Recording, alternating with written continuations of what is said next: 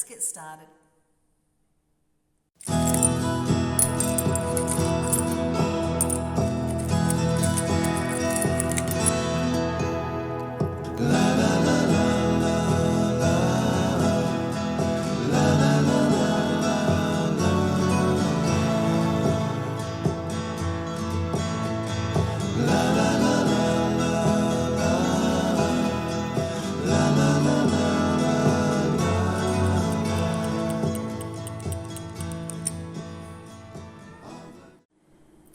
So today I've chosen a bit of sea glass that is like a browny greeny colour, and I could not find a piece for the boat, the actual boat instead of the sail. So I've actually used a little bit of tumbled ceramic.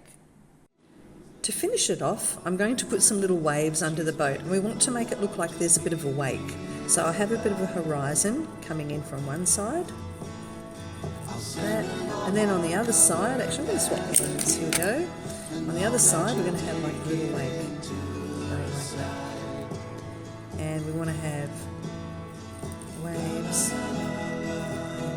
very simple. Some people will prefer to do this with a pen. Here we go.